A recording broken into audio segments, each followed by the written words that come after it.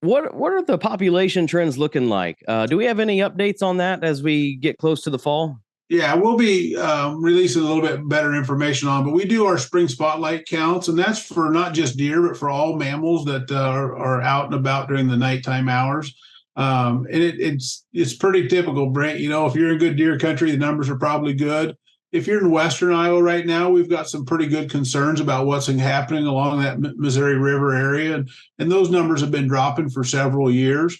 But in the central part of the state and the southeast part of the state, our deer numbers are probably, I hate to say it, but a little too good. And we always want to encourage those hunters to take that extra doe and obviously know their area, know where they're hunting at, know what their local population is, because we tend to kind of manage at the county level. But when you get down to your individual fields where you're farming at and hunting at, you need to understand what's happening there and just know that sometimes taking that extra doe is not going to hurt anything.